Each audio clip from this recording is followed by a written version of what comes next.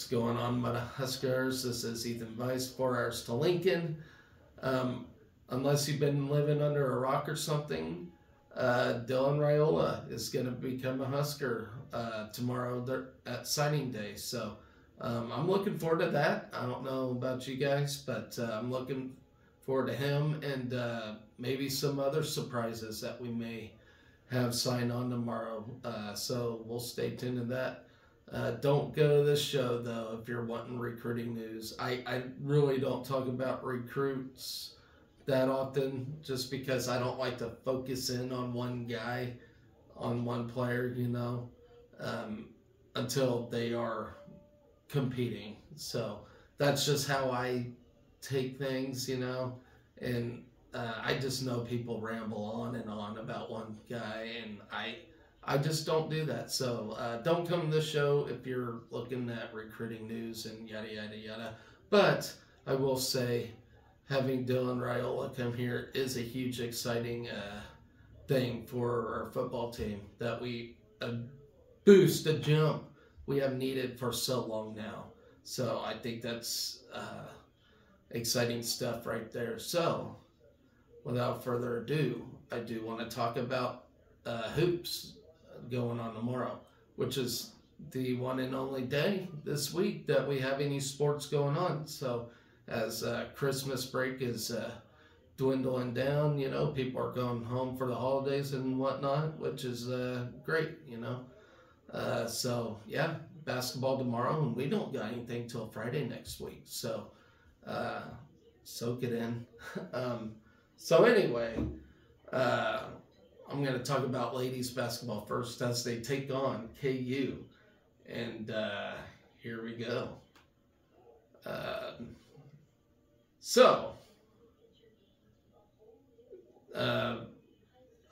it looked like we landed in 19th in standings. So I did not, or in the NET standings. I don't know about the AP poll or whatnot, but in the NET standings, we are ranked number 19th now. Rightfully so. We have been playing really good basketball. These ladies shoot more threes than any ladies basketball team I've ever seen. So good on them. So we are riding a 5-game winning streak. And 2 of those games, we have absolutely blasted our opponents. You seen what we did to UNC Wilmington? It just excuse me. This stuff's still lingering on, by the way. Just does not seem to want to go away. But I'm definitely feeling a lot better, if you're all wondering. So anyway, 2-time Ann Myers Drysdale Award candidate Jaz Shelley added 15 points, 5 rebounds, and 5 assists in a strong effort in her last game. Hopefully she continues all of that. Anyway, let's scout KU real quick. Kansas coach Brandon Schneider leads the Jayhawks into Wednesday's game with a 6-4 record after KU notched its 3rd straight win with a 69-48 victory over Central Arkansas at Allen Fieldhouse on Saturday. KU started the streak with a 79-57 win over Houston Christian before running to a 76-56 victory at Wichita State. Goodness. Okay, so the Jayhawks played a tough early season schedule that included a 79-63 loss to UConn and a 59-58 loss to Virginia Tech in the Cayman Islands after suffering a 91-85 setback at Penn State. They also dropped a 63-52 decision at Texas A&M. The defending WNIT champions, KU, who we actually lost to in the WNIT last year, if you guys don't remember that. They are pursuing a 3rd consecutive 20-win season after finishing with a 25-11 mark that included 6 straight home wins in the WNIT. KU finished 9-9 in the Big 12 last season and closed the year at number 30 in the net rankings.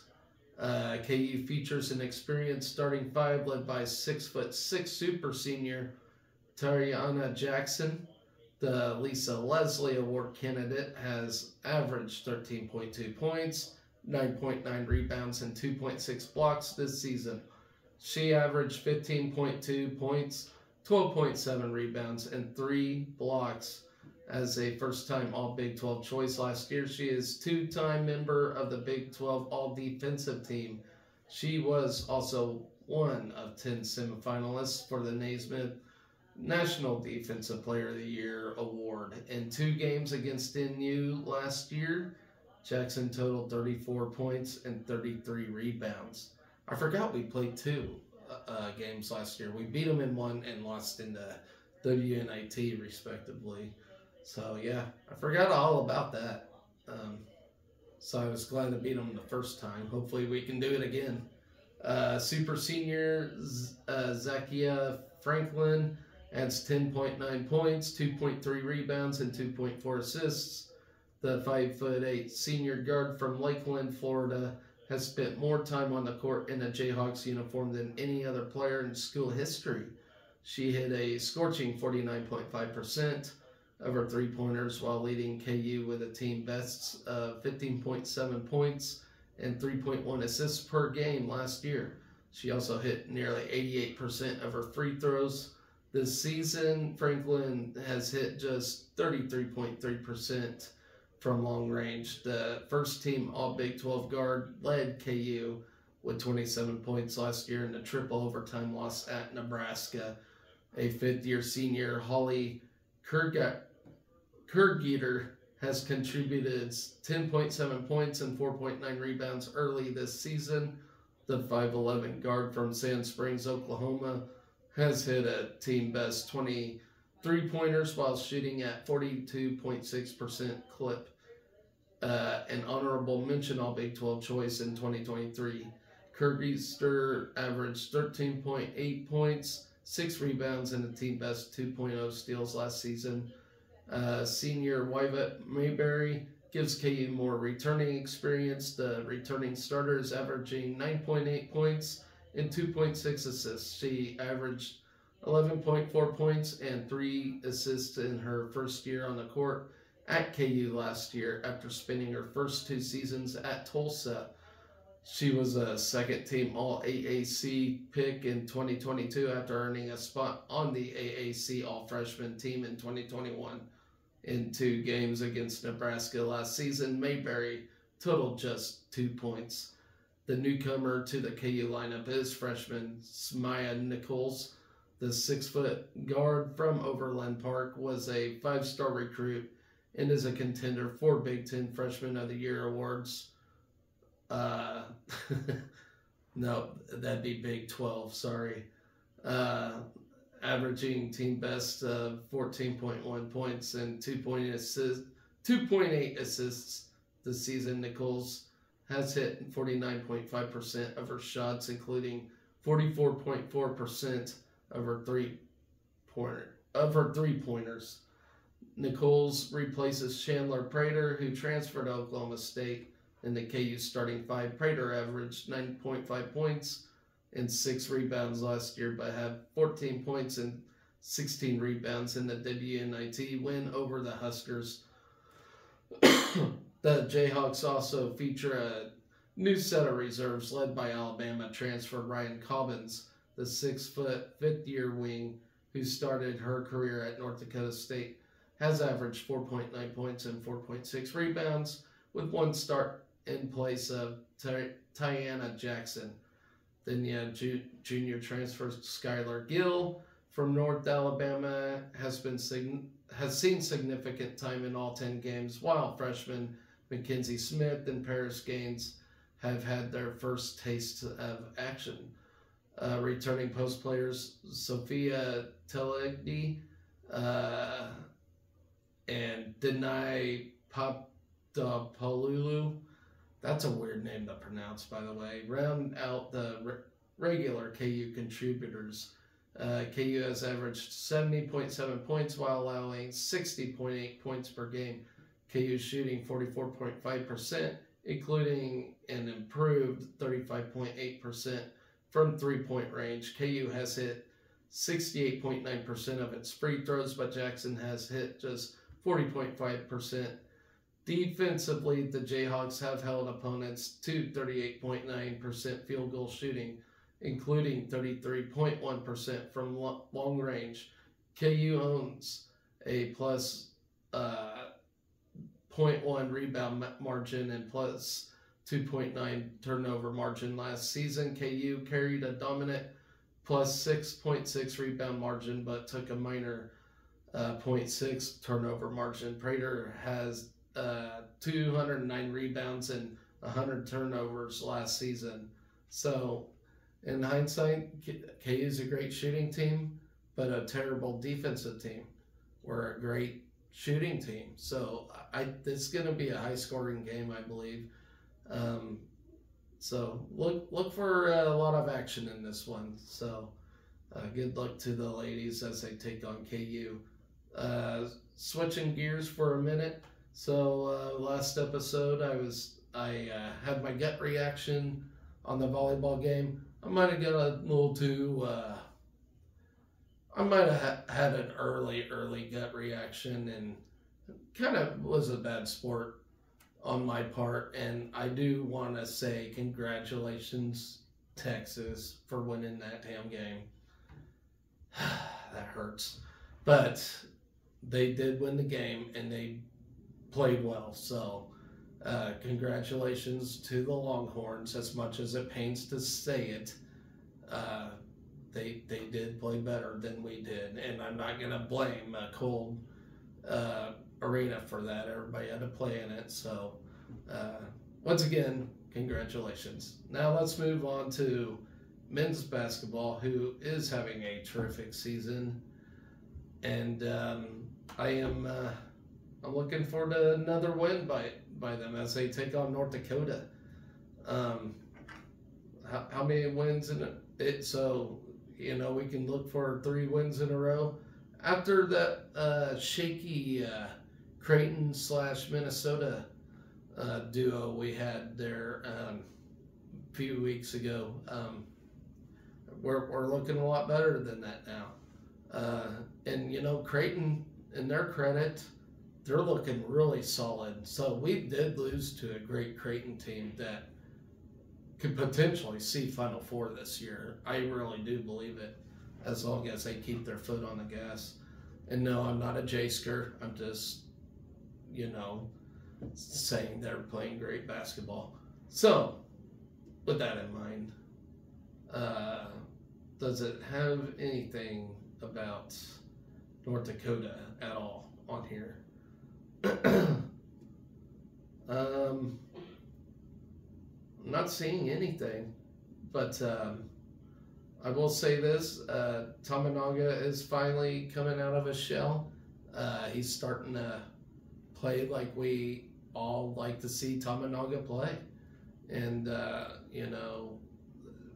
not only that, but the whole team, Sam Hoiberg's playing excellent defense right now. And it's just been phenomenal to watch. So, anyway, about North Dakota here. They come to Lincoln with an 8-4 record following a 79-62 road win at Utah Tech on Saturday night. The 8-4 mark is the program's best start since moving to Division I. Wednesday's game wraps up a 2-game road trip before the Fighting Hawks begin Summit League play on the 29th. Same day we return to action. So their head coach, Paul Sather, is no stranger to the region, as he is in his 5th season in charge of the North Dakota program. Last season, North Dakota won 13 games after winning just 15 the previous 2 seasons. Prior to taking the North Dakota job, he spent 9 seasons at Northern State, guiding that program to a trio of NCAA Division II tournaments and a runner-up finish in 2018. His teams won the Northern Sun Conference title in each of those past 2 seasons. So it is a team on the rise. So look out. I don't think it'll be a walk in the park by any means. The Fighting Hawks feature a trio of double-figure scorers in BJ Omot, Trayson Eaglestaff, and Sante Sartsides. I apologize if I got that name wrong. Amat averages a team high 16.2 points per game and has 4 20-point games, including a 24-point effort in Iowa, the season opener. Eaglestaff is a 15.5 points per game and also has 20-point nights this season. He is shooting 8% from 3-point range and averaging nearly three-pointers per game. So that's it's pretty low percentage there. Sorry, guys. Okay, Sartsides chips in 10.3 points per games on nearly 48% shooting. In addition, Tyree Aniacho was ruled eligible last week, and the James Madison transfer had 9 points and 3 rebounds in his debut. Iheanacho began his career at North Dakota, where he was the Summit League Freshman of the Year in 2020-2021. So here's our series history against North Dakota. We lead the all-time series 3-2. That's it. So, yeah, crazy stuff. I can't believe it. So, that dates back to 1933. North Dakota won 75-74 in the most recent meeting in 2019 as Deshaun Allen Aikens' free throw with 7 seconds left provided the winning margin. I totally forgot about that game. It's funny how my memory forgets shitty losses. Marlon Stewart scored a game-high 23 points in the win, while Cam Mack had 19 points, 7 rebounds, and 7 assists to pace 4 Huskers in double figures. Nebraska is 77-11 all-time against current members of the Summit League. So there you have it. Like I said, North Dakota's going to be no walk in the park, no cakewalk. I do believe we are the better team. I legitimately say that. We have been playing great basketball, but we'll see. We can't take these teams for granted. We can't overlook them either. So we'll see how it goes. So that's it for the week, guys. We just got the 2 basketball games. I'll be back and just to recap those games, and then I won't have a show until next week, maybe Wednesday or something like that in the middle of the week, and I'll preview what's to come for that weekend. And here's the other thing. Fall sports is done. We're done with fall sports. Football's still going on, but we're not a part of it. So I'm going to hand out my Athlete of the Year awards for the fall season. So, and those fall season athletes will translate all the way to the end of the year when I give out the big one, the overall Athlete of the Year. So it'll be a male Athlete of the Year and a female Athlete of the Year. So if you have any input on that, let me know in the comments. And let me know, how do you guys feel about Dylan Raiola coming to Nebraska? I think that's really awesome. I'm super excited about it. Like I said, I never really get much into recruiting on here. For one, I do have a day job, so I don't really have time to look through all the recruits as much as I would like to. And for another, I just don't like giving too much attention on one kid as I just have with Dylan Raiola. But I do think that a recruit will help spark something back at Nebraska. I'm not saying next year, but I think it's going to spark something and get something rolling here. Something we desperately needed for a long time. We haven't had a recruit like this since like Marlon Lucky.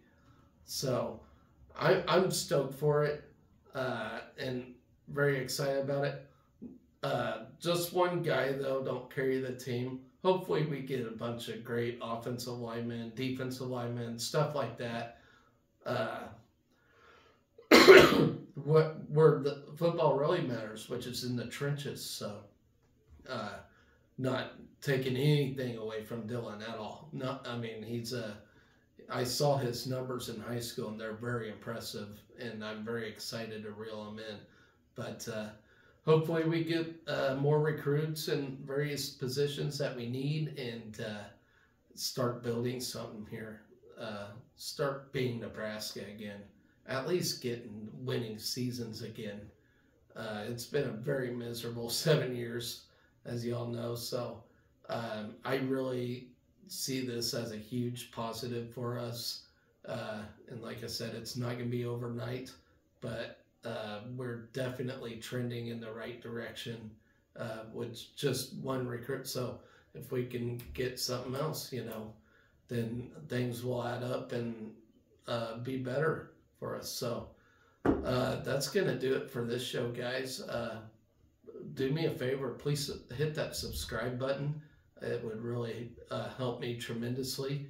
And from there, go Big Red. Maybe.